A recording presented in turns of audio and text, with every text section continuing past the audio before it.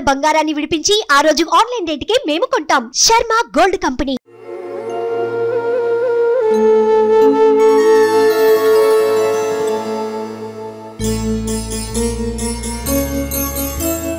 ततो युद्ध परिश्रान्तं समरे चिन्तया स्थितं रावणं चाग्रतो दृष्ट्वा युद्धाय समुपस्थितं दैवतैश्च समागम्य द्रष्टुमभ्यागतो रणम् उपगम्य ब्रवीद्रामम् अगस्त्यो भगवान् ऋषिः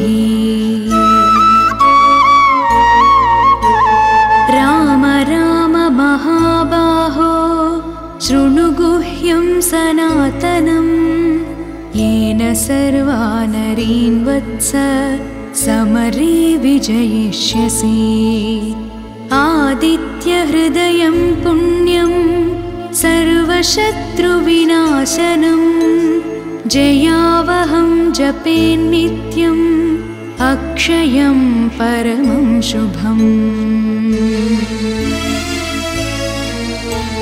सर्वमङ्गलमाङ्गल्यं सर्वपापप्रणाशनं चिन्ताशोकप्रशमनम् आयुर्वर्धनमुत्तमम् रश्मिमन्तं समुद्यन्तं देवासुरनमस्कृतं पूजयस्व विवस्वन्तं भास्करं भुवनेश्वरम्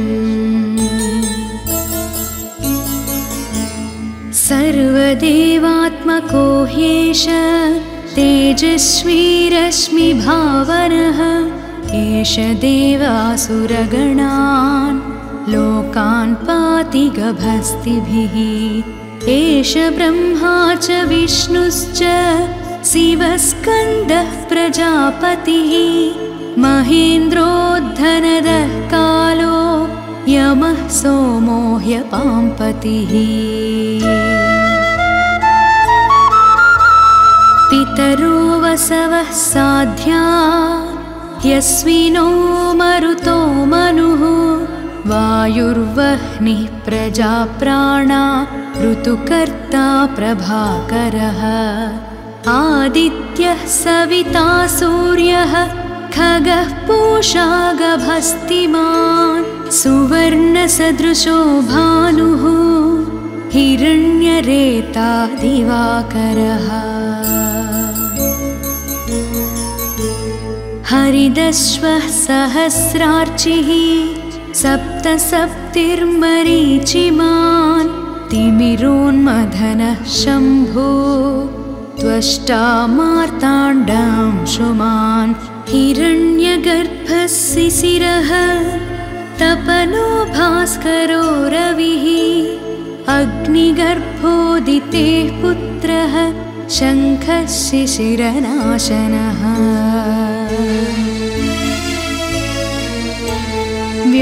व्योमनाथस्तमो भेदी ऋग्यजुस्सामपारगः घनवृष्टिरपां मित्रो विन्ध्यवीधिप्लवङ्गमः आतपी मण्डली मृत्युः पिङ्गळः सर्वतापनः कविर्विश्वो महातेजाः रक्तः सर्वभवोद्भवः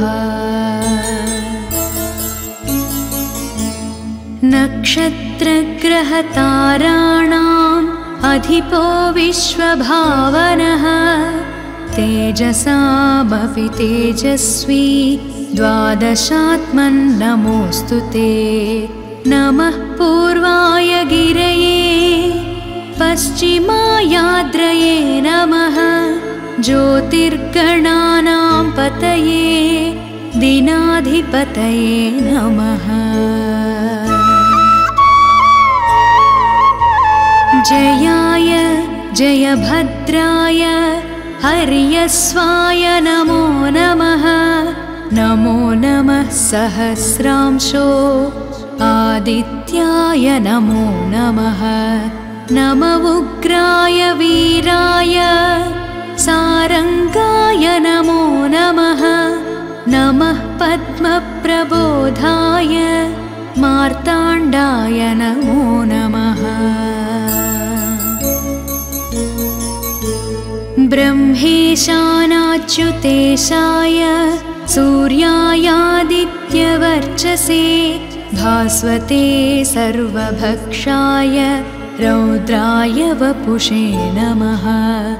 तमोघ्नाय हिमघ्नाय शत्रुघ्नाय मितात्मने कृतघ्नघ्नाय देवाय ज्योतिषां पतये नमः। तप्तचामीकराभाय वह्नये विश्वकर्मणे नमस्तमोभिनिघ्नाय रुचये लोकसाक्षिणे। नाशयत्येष वैभूतं तदेव सृजति प्रभुः पायत्येष तपत्येष वर्षत्येष गभस्तिभिः। येष सुप्तेषु जागर्ति भूतेषु परिनिष्ठितः एष एवाग्निहोत्रं च फलं चैवाग्निहोत्रिणां वेदाश्च क्रतवश्चैव क्रतूनां फलमेव च यानि कृत्यानि लोकेषु सर्व एष रविः प्रभुः।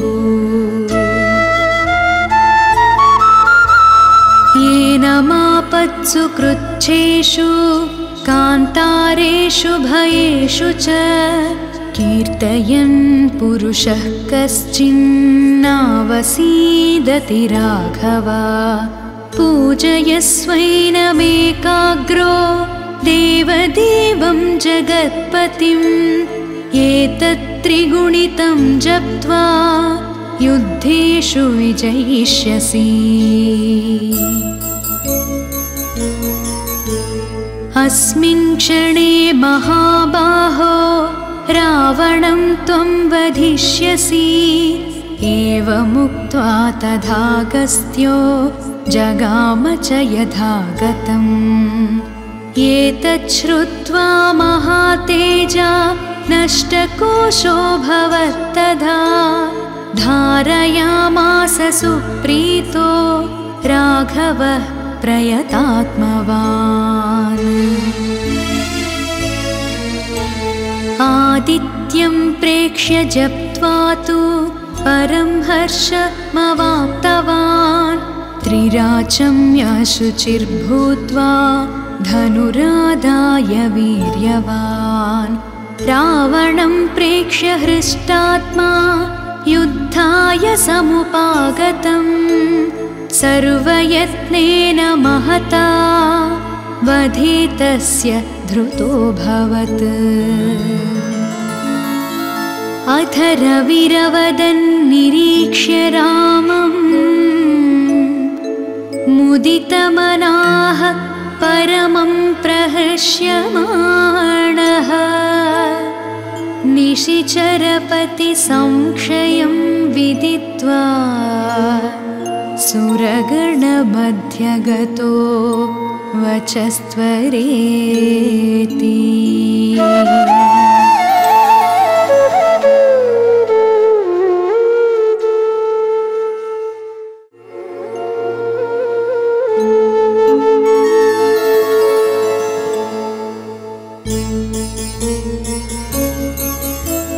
ततो युद्धपरिश्रान्तं समरे चिन्तया स्थितं।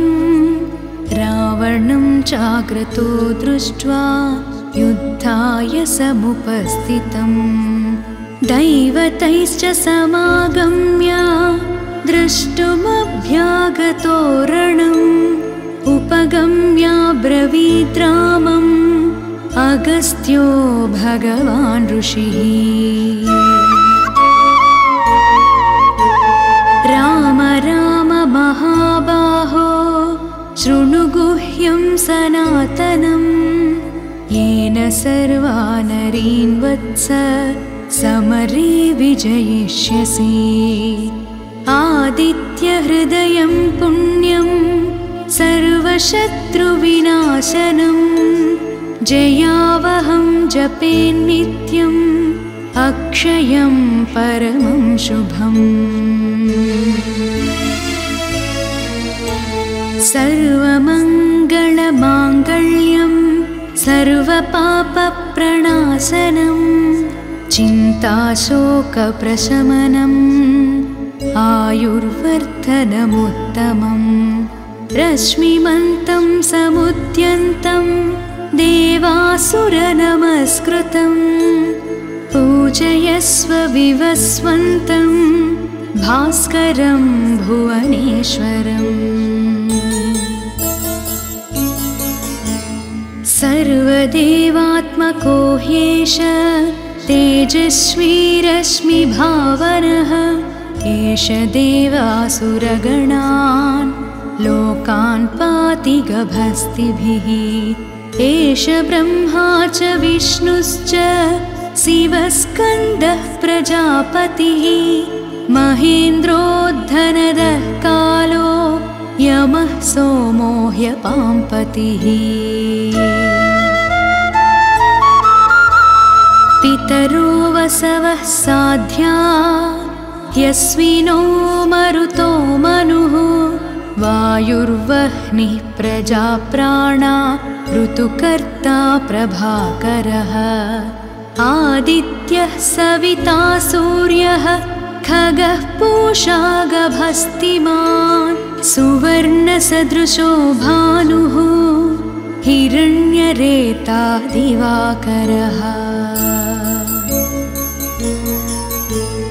हरिदश्वः सहस्रार्चिः सप्तसप्तिर्मरीचिमान् तिमिरोन्मथनः शम्भो त्वष्टा मार्ताण्डांशुमान् हिरण्यगर्भः शिशिरः तपनो भास्करो रविः अग्निगर्भोदितेः पुत्रः शङ्खः शिशिरनाशनः।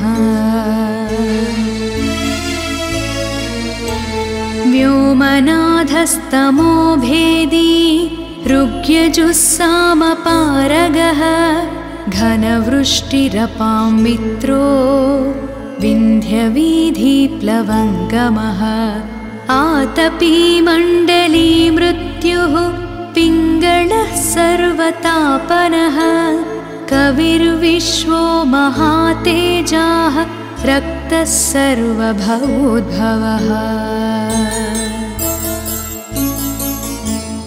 नक्षत्रग्रहताराणाम् अधिपो विश्वभावनः तेजसामपि तेजस्वी द्वादशात्मन्नमोऽस्तु ते। नमः पूर्वाय गिरये पश्चिमायाद्रये नमः ज्योतिर्गणानां पतये दिनाधिपतये नमः। जयाय जयभद्राय हर्यस्वाय नमो नमः। नमो नमः सहस्रांशो आदित्याय नमो नमः। नम उग्राय वीराय सारंगाय नमो नमः। नमः पद्मप्रबोधाय मार्ताण्डाय नमो नमः। ब्रह्मेशानाच्युतेशाय सूर्यायादित्यवर्चसे भास्वते सर्वभक्षाय रौद्राय वपुषे नमः। तमोघ्नाय हिमघ्नाय शत्रुघ्नाय मितात्मने कृतघ्नघ्नाय देवाय ज्योतिषां पतये नमः। तप्तचामीकराभाय वह्नये विश्वकर्मणे नमस्तमोभिनिघ्नाय रुचिराय प्रलयविपर्यये लोकसाक्षिणे नाशयत्येष वैभूतं तदेव सृजति प्रभुः पायत्येष तपत्येष वर्षत्येष गभस्तिभिः येष सुप्तेषु जागर्ति भूतेषु परिनिष्ठितः एष एवाग्निहोत्रं च फलं चैवाग्निहोत्रिणां वेदाश्च क्रतवश्चैव क्रतूनां फलमेव च यानि कृत्यानि लोकेषु सर्व एष रविः प्रभुः येन मापत्सु कृच्छेषु कान्तारेषु भयेषु च कीर्तयन् पुरुषः कश्चिन्नावसीदति राघव पूजयस्वैनमेकाग्रो देवदेवं जगत्पतिम् एतत् त्रिगुणितं जप्त्वा युद्धेषु विजयिष्यसि अस्मिन् क्षणे महाबाहो रावणं त्वं वधिष्यसि एवमुक्त्वा तथागस्त्यो जगाम च यथागतम् एतत् श्रुत्वा महातेजा नष्टकोशो भवत्तदा धारयामास सुप्रीतो राघवः प्रयतात्मवान् आदित्यं प्रेक्ष्य जप्त्वा तु परं हर्षमवाप्तवान् त्रिराचम्यशुचिर्भूत्वा धनुरादाय वीर्यवान् रावणं प्रेक्ष्य हृष्टात्मा युद्धाय समुपागतम् सर्वयत्नेन महता वधितस्य धृतोऽभवत् अथ रविरवदन्निरीक्ष्य रामम् मुदितमनाः परमं प्रहर्ष्यमाणः निशिचरपतिसंक्षयं विदित्वा सुरगणमध्यगतो वचस्त्वरेति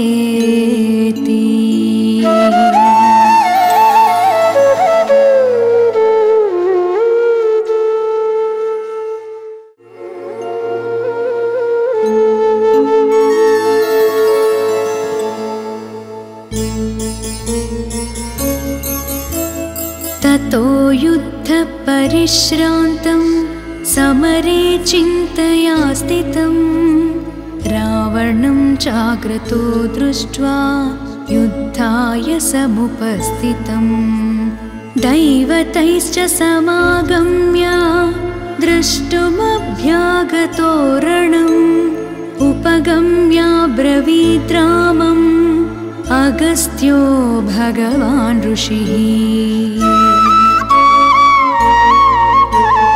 राम राम महाबाहो शृणु गुह्यं सनातनम् येन सर्वा नरीन् वत्स समरे विजयिष्यसि आदित्यहृदयं पुण्यं सर्वशत्रुविनाशनम् जयावहं जपेन्नित्यम् अक्षयं परमं शुभम् सर्वमङ्गलमाङ्गल्यं सर्वपापप्रणाशनं चिन्ताशोकप्रशमनम् आयुर्वर्धनमुत्तमम् रश्मिमन्तं समुद्यन्तं देवासुरनमस्कृतम्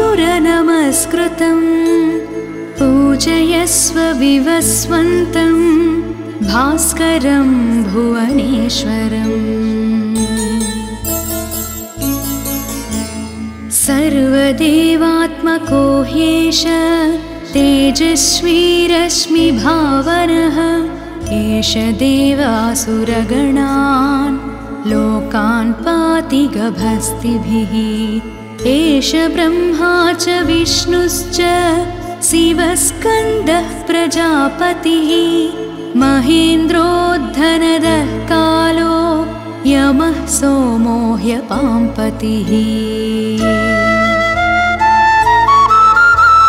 पितरो वसवः साध्या यस्विनो मरुतो मनुः वायुर्वह्निः प्रजाप्राणा ऋतुकर्ता प्रभाकरः आदित्यः सविता सूर्यः खगः पूषा गभस्तिमान् सुवर्णसदृशो भानुः हिरण्यरेता दिवाकरः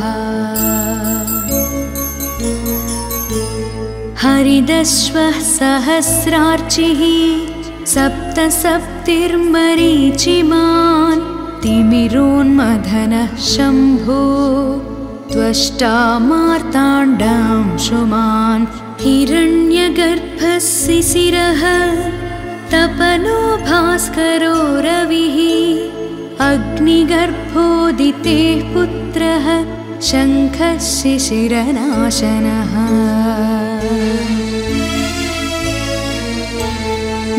व्योमनाथस्तमो भेदी ऋग्यजुस्सामपारगः घनवृष्टिरपां मित्रो विन्ध्यवीधिप्लवङ्गमः आतपी मण्डली मृत्युः पिङ्गळः सर्वतापनः कविर्विश्वो महातेजाः रक्तः सर्वभवोद्भवः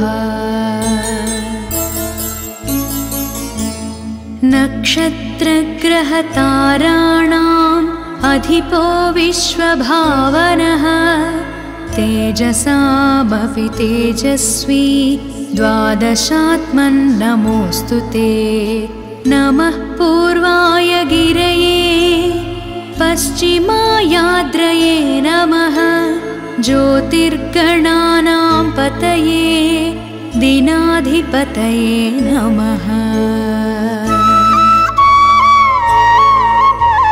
जयाय जयभद्राय हर्यस्वाय नमो नमः नमो नमः सहस्रांशो आदित्याय नमो नमः नम उग्राय वीराय सारंगाय नमो नमः नमः पद्मप्रबोधाय मार्ताण्डाय नमो नमः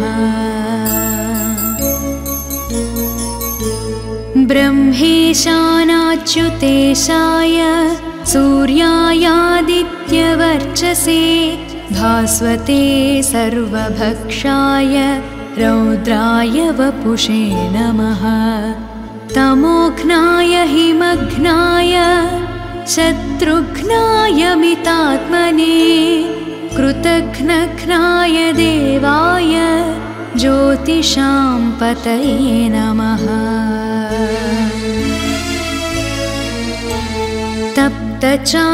तप्तचामीकराभाय वह्नये विश्वकर्मणे नमस्तमोभिनिघ्नाय रुचये लोकसाक्षिणे नाशयत्येष वैभूतं तदेव सृजति प्रभुः पायत्येष तपत्येष वर्षत्येष गभस्तिभिः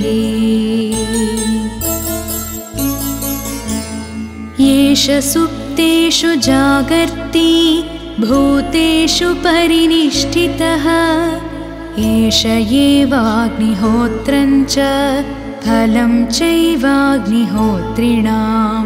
वेदाश्च क्रतवश्चैव क्रतूनां फलमेव च यानि कृत्यानि लोकेषु सर्व एष रविः प्रभुः येन मापत्सु कृच्छ्रेषु कान्तारेषु भयेषु च कीर्तयन् पुरुषः कश्चिन्नावसीदति राघव पूजयस्वैनमेकाग्रो देवदेवं जगत्पतिम् एतत्त्रिगुणितं जप्त्वा युद्धेषु विजयिष्यसि। अस्मिन् क्षणे महाबाहो रावणं त्वं वधिष्यसि। एवमुक्त्वा तथागस्त्यो जगाम च यथागतम्। एतत् श्रुत्वा महातेजा नष्टकोशोऽभवत्तदा धारयामास सुप्रीतो राघवः प्रयतात्मवान्।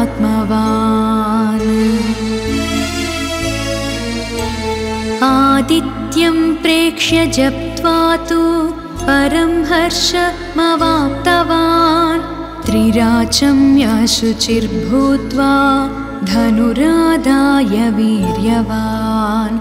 रावणं प्रेक्ष्य हृष्टात्मा युद्धाय समुपागतम्। सर्वयत्नेन महता वधे तस्य धृतोऽभवत्। अथ रविरवदन्निरीक्ष्य रामम् मुदितमनाः परमं प्रहर्ष्यमाणः।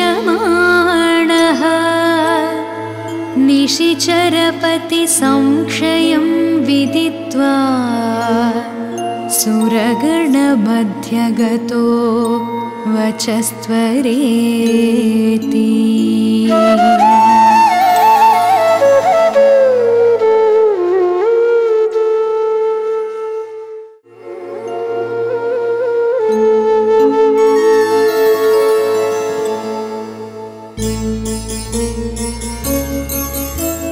ततो युद्धपरिश्रान्तं समरे चिन्तया स्थितं। रावणं चाग्रतो दृष्ट्वा युद्धाय समुपस्थितं। दैवतैश्च समागम्य द्रष्टुमभ्यागतो रणम्। उपगम्याब्रवीद् रामम् अगस्त्यो भगवान् ऋषिः। राम राम महाबाहो शृणु गुह्यं सनातनम्। येन सर्वा नरीन् वत्स समरे विजयिष्यसि। आदित्यहृदयं पुण्यं सर्वशत्रुविनाशनम्। जयावहं जपेन्नित्यम् अक्षयं परमं शुभम्।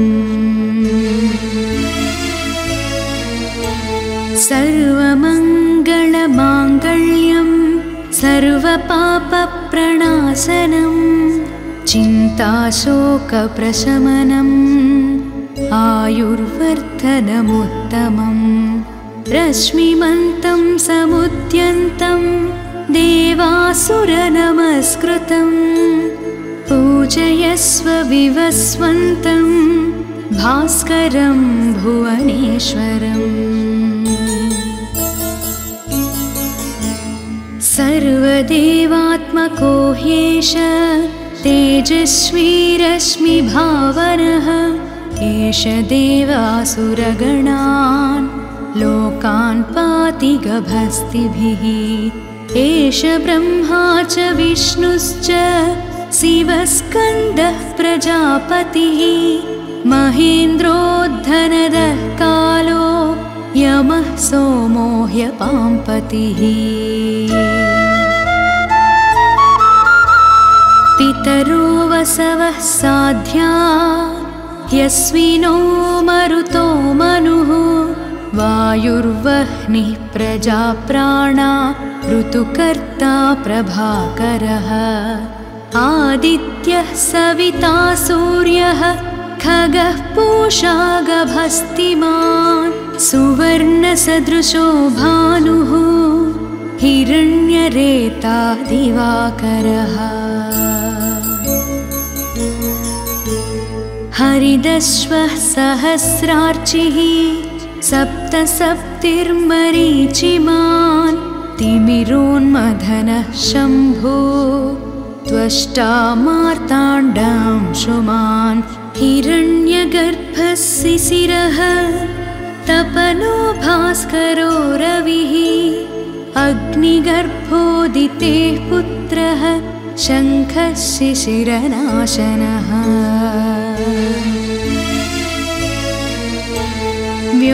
व्योमनाथस्तमो भेदी ऋग्यजुस्सामपारगः घनवृष्टिरपां मित्रो विन्ध्यवीधिप्लवङ्गमः आतपी मण्डली मृत्युः पिङ्गळः सर्वतापनः कविर्विश्वो महातेजाः रक्तः सर्वभवोद्भवः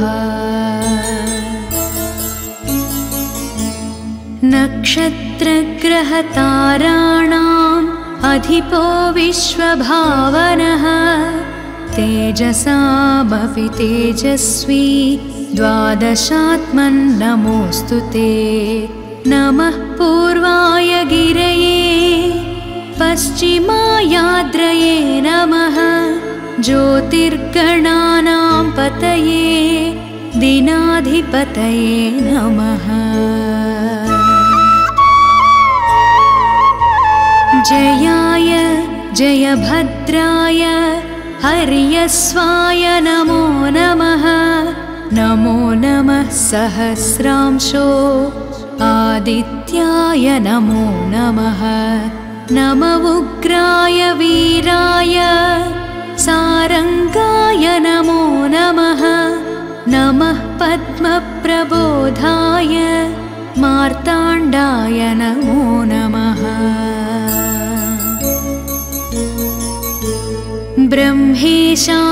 ब्रह्मेशानाच्युतेशाय सूर्यायादित्यवर्चसे भास्वते सर्वभक्षाय रौद्राय वपुषे नमः तमोघ्नाय हिमघ्नाय शत्रुघ्नाय मितात्मने कृतघ्नघ्नाय देवाय ज्योतिषां पतये नमः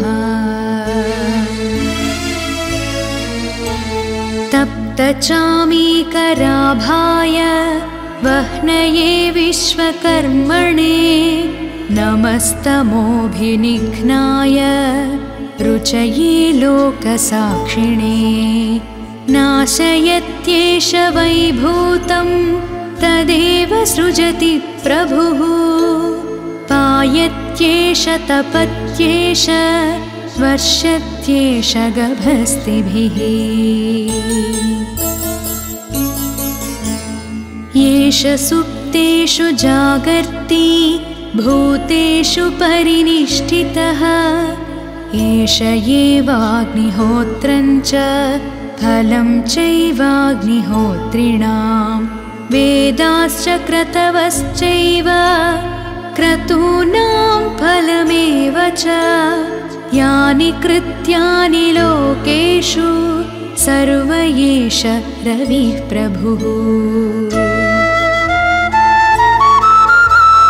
येन मापत्सु कृच्छेषु कान्तारेषु भयेषु च कीर्तयन् पुरुषः कश्चिन्नावसीदति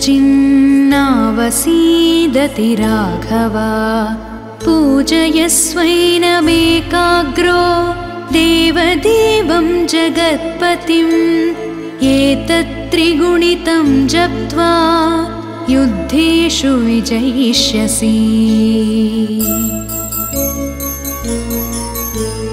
अस्मिन् क्षणे महाबाहो रावणं त्वं वधिष्यसि एवमुक्त्वा तथागस्त्यो जगाम च यथागतम् एतच्छ्रुत्वा महातेजा नष्टकोशो भवत्तदा धारयामास सुप्रीतो राघवः प्रयतात्मवान्।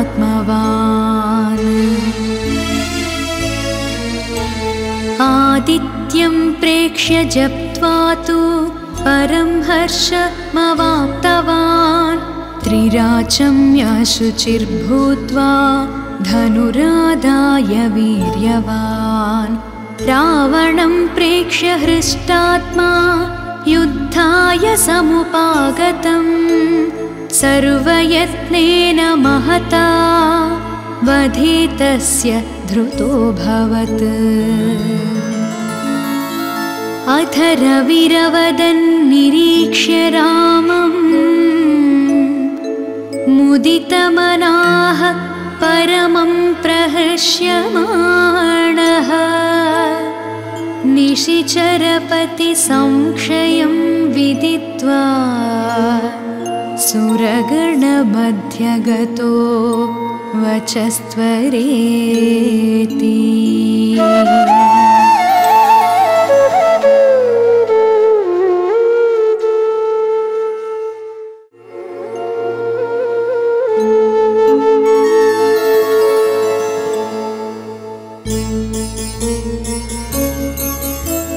ततो युद्धपरिश्रान्तं समरे चिन्तया स्थितं।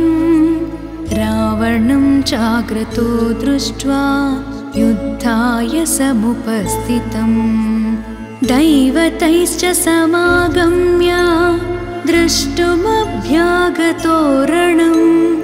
उपगम्याब्रवीद् रामम् अगस्त्यो भगवान् ऋषिः। राम राम महाबाहो शृणु गुह्यं सनातनम्। येन सर्वा नरीन् वत्स समरे विजयिष्यसि। आदित्यहृदयं पुण्यं सर्वशत्रुविनाशनम्। जयावहं जपेन्नित्यम् अक्षयं परमं शुभम्। सर्वमङ्गलमाङ्गल्यं सर्वपापप्रणाशनम्। चिन्ताशोकप्रशमनम् आयुर्वर्धनमुत्तमम्। रश्मिमन्तं समुद्यन्तं देवासुरनमस्कृतम्। पूजयस्व विवस्वन्तं भास्करं भुवनेश्वरम्। सर्वदेवात्मको ह्येष तेजस्वी रश्मिभावनः। एष देवासुरगणान् लोकान् पाति गभस्तिभिः। एष ब्रह्मा च विष्णुश्च शिवस्कन्दः प्रजापतिः। महेन्द्रोद्धनदः कालो यमः सोमो ह्यपाम्पतिः।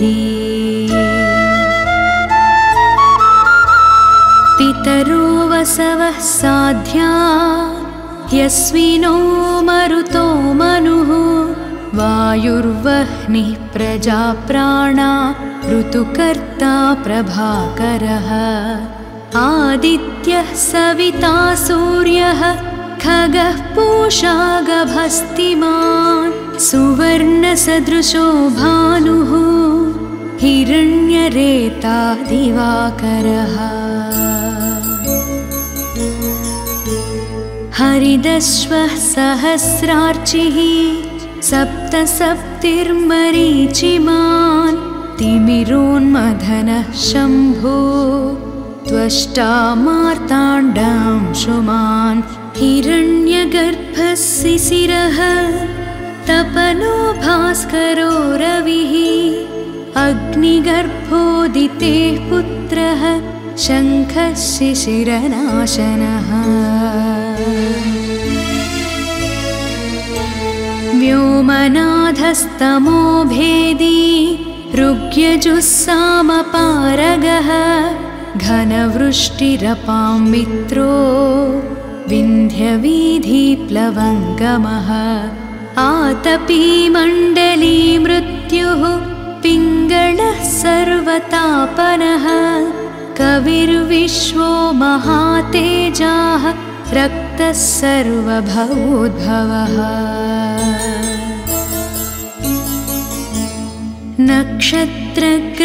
नक्षत्रग्रहताराणाम् अधिपो विश्वभावनः तेजसामपि तेजस्वी द्वादशात्मन्नमोऽस्तु ते नमः पूर्वाय गिरये पश्चिमायाद्रये नमः ज्योतिर्गणानां पतये दिनाधिपतये नमः जयाय जयभद्राय हर्यस्वाय नमो नमः नमो नमः सहस्रांशो आदित्याय नमो नमः नम उग्राय वीराय सारंगाय नमो नमः नमः पद्मप्रबोधाय मार्ताण्डाय नमो नमः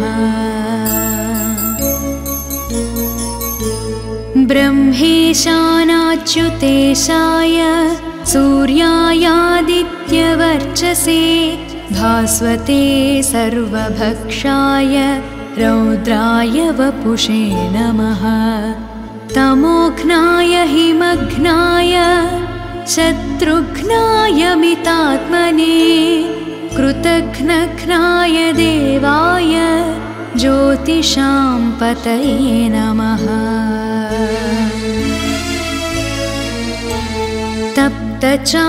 तप्तचामीकराभाय वह्नये विश्वकर्मणे नमस्तमोभिनिघ्नाय रुचये लोकसाक्षिणे नाशयत्येष वैभूतं तदेव सृजति प्रभुः पायत्येष तपत्येष वर्षत्येष गभस्तिभिः येष सुप्तेषु जागर्ति भूतेषु परिनिष्ठितः एष एवाग्निहोत्रं च फलं चैवाग्निहोत्रिणां वेदाश्च क्रतवश्चैव क्रतूनां फलमेव च यानि कृत्यानि लोकेषु सर्व एष रविः प्रभुः येन मापत्सु कृच्छेषु कान्तारेषु भयेषु च कीर्तयन् पुरुषः कश्चिन्नावसीदति राघव पूजयस्वैनमेकाग्रो देवदेवं जगत्पतिम् एतत्त्रिगुणितं जप्त्वा युद्धेषु विजयिष्यसि अस्मिन् क्षणे महाबाहो रावणं त्वं वधिष्यसि एवमुक्त्वा तथागस्त्यो जगाम च यथागतम् एतत् श्रुत्वा महातेजा नष्टकोशो भवत्तदा धारयामास सुप्रीतो राघवः प्रयतात्मवान् आदित्यं प्रेक्ष्य जप्त्वा तु परं हर्षमवाप्तवान् त्रिराचम्यशुचिर्भूत्वा धनुरादाय वीर्यवान् रावणं प्रेक्ष्य हृष्टात्मा युद्धाय समुपागतम् सर्वयत्नेन महता वधितस्य धृतोऽभवत् अथ रविरवदन्निरीक्ष्य रामम् मुदितमनाः परमं प्रहर्ष्यमाणः निशिचरपति संक्षयं विदित्वा सुरगणमध्यगतो वचस्त्वरेति।